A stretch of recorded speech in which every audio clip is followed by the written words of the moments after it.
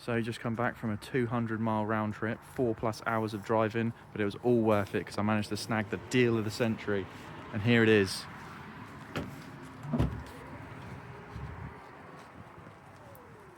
Absolutely nada.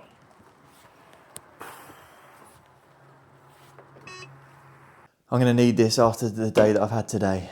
In this video, I'm going to go through exactly what happened on that wasted journey and why trying to buy high-spec smart tech on Facebook Marketplace really isn't the solution. And I can almost hear my dad saying to me, Tom, if it looks too good to be true, then it's too good to be true. But more importantly, I'm going to go through the solution with you, and that is the quote that I've received from Helios Solar to double my battery storage and replace my old dumb EV charger and replace it with a new Fox A series that's smart, connected to the Fox ecosystem and can work alongside our solar setup. But the problem that I've got is that I'm still undecided with this. Is it actually worth the money? I'm going to run the ROI numbers, show you the solar diversion tech that I'm chasing, and I want you guys to help me decide whether or not I sign that paper. Or am I just chucking money down the drain and wasting my time just like I did on that long journey that I did earlier on? Let's get into it.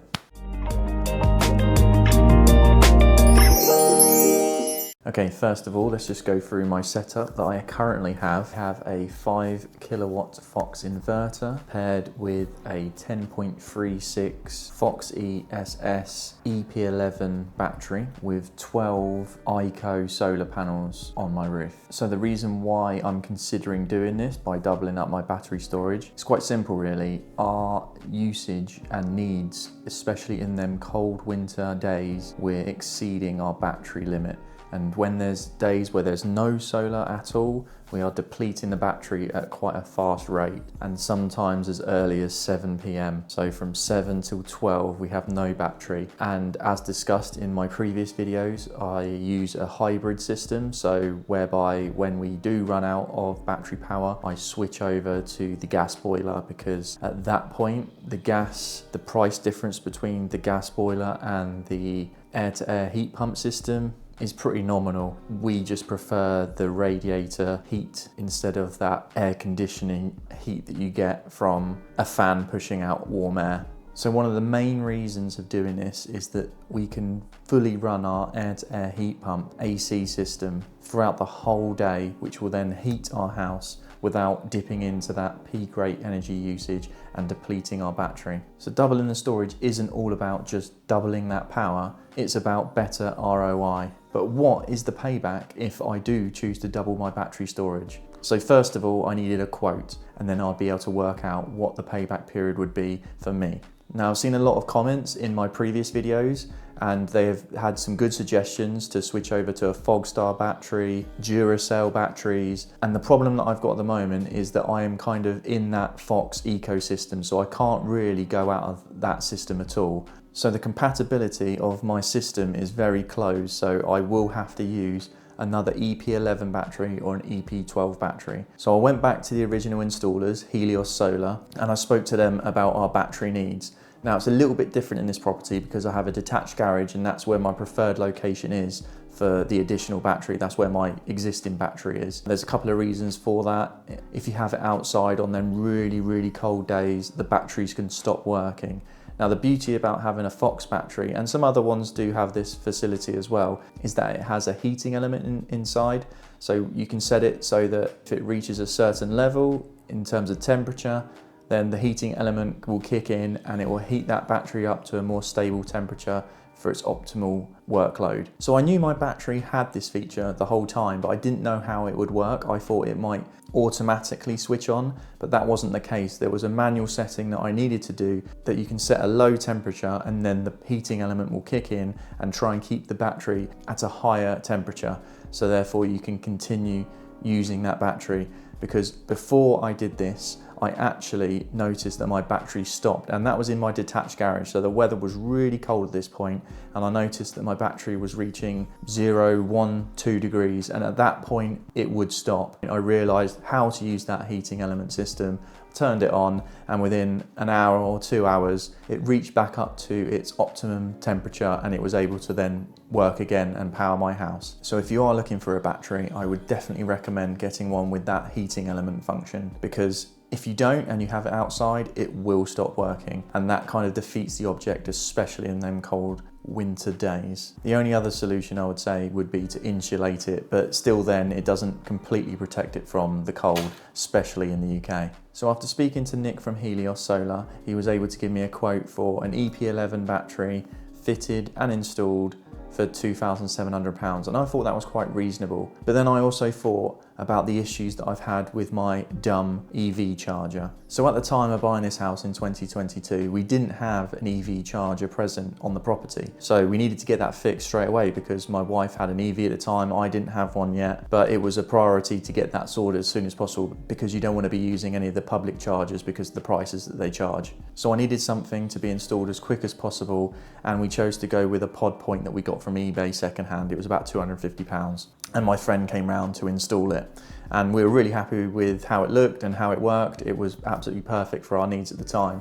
So as time goes on, we obviously now have the battery and solar system installed. We're kind of noticing some issues that we have with our dumb EV charger. And one of those issues is as simple as our Fox Cloud app doesn't actually show the usage of the EV charger. It just groups it together as the whole house load. So we're not able to separate and really deep dive into our usage on our cars.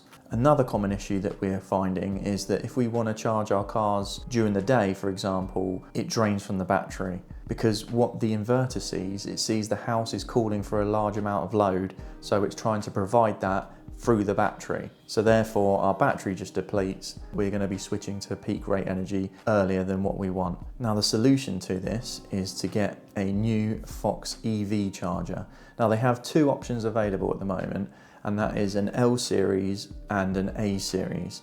Now I was really set upon getting the L series because it's a really good budget option, but upon hearing a Q&A with Craig from Fox, he really made a big point of saying that he would strongly advise you to go with the A series charger over the L series charger.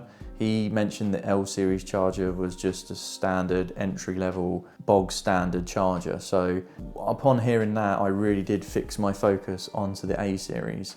So I went back to the guys at Helios and I said, right, okay, while you're going to come out and do the installation on my battery, is there any way that I could lump in the A series charger into the quote as well? And he said no problem at all, we can bundle that together. So I got a quote including this for $3,600. And another thing that we really wanted to get was a tethered option. So the A series has an option where you can have it tethered. I believe it comes with a 10-meter cable, and that's something that we really wanted because all the time you're just lumbering out a cable and putting it into the EV charger and then put it into your car every single time, whereas if it's tethered, you can literally just go and get the cable and just put it straight into your car instead of faffing around going through your boot trying to figure out where it is, untangling the cable and all that sort of stuff. So we really wanted that tethered option because right now my inverter is just completely blind. If I plug in our Peugeot E2008, my inverter just doesn't know it's a car, it just sees it as a normal house load. And then what it does is it just panics, it just dumps all that energy from my battery, the high value energy that I have stored in that battery,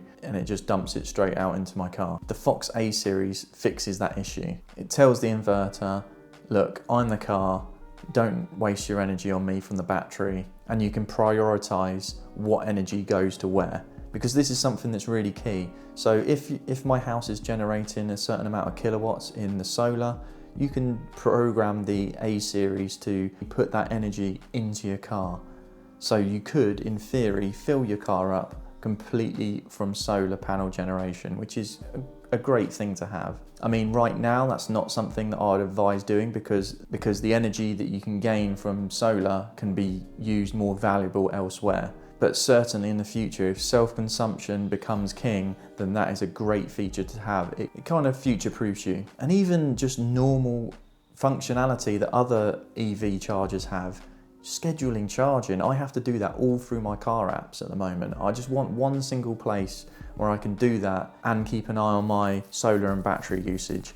And the Fox A series does this. Now I know there's a lot of people out there who have other EV chargers that also might do a great job, but I just wanted that one-stop, one-home solution for all my Fox products. That I can check how much my car is going to be charging, I can check my solar usage, I can check my state of charge of battery, all that sort of stuff, all in one place. And just going back to that video from Craig from Fox, he really did seem to strongly allude to a future partnership with Fox and Octopus Energy, and that would certainly future-proof our system. Because at the moment, I don't know how my system would work if I was to go onto an intelligent tariff where off-peak levels would fluctuate between different points of the day. My charger wouldn't have a clue about any of that stuff.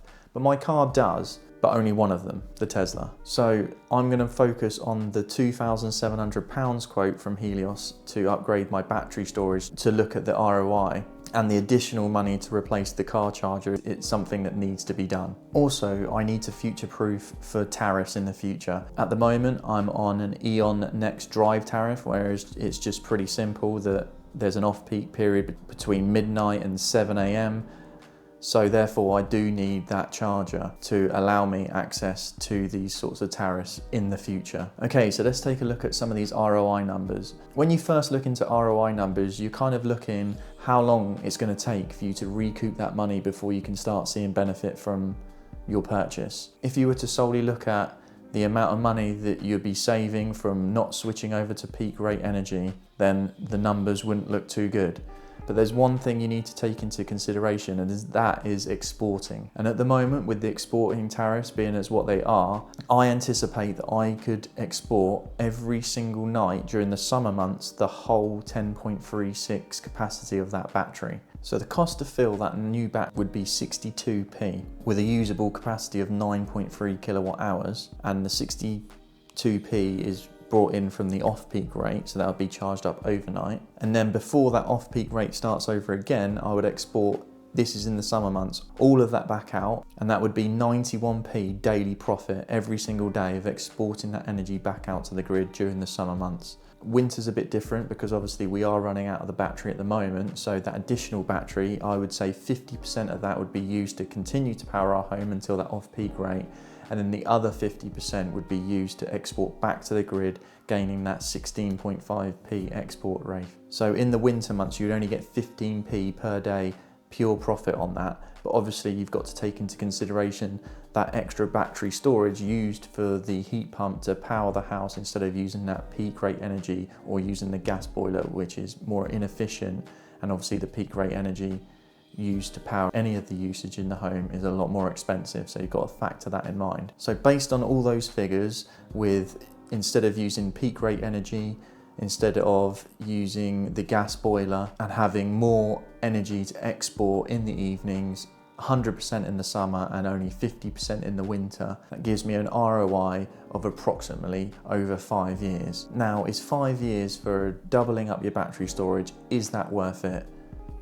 I think it is, but those figures aren't a true science. One of the main reasons is that we still want to use our combi boiler to heat the home as well in those times when we have visitors round, and any of those times we are using the gas combi boiler, it's going to reduce that ROI because you're spending more money in an inefficient boiler and a gas central heating system than you would be to use our air-to-air heat pump AC system. And then I guess we've got to talk about my wasted trip to Nottingham, of all places. Before I went ahead and signed off for this quote, I thought I'd have a little look around just to see if there was any other offers. So I started looking online, on eBay, on Facebook Marketplace, and I came across a listing on Facebook Marketplace where it seemed like this guy has just come across a load of solar and battery tech and was selling them on the cheap as quickly as he could. So I thought, yes, I want to be involved in this. So I sent him a quick message asking him how much would he take for the 2 batteries, EP11s, if they were still available. He replied yes, and I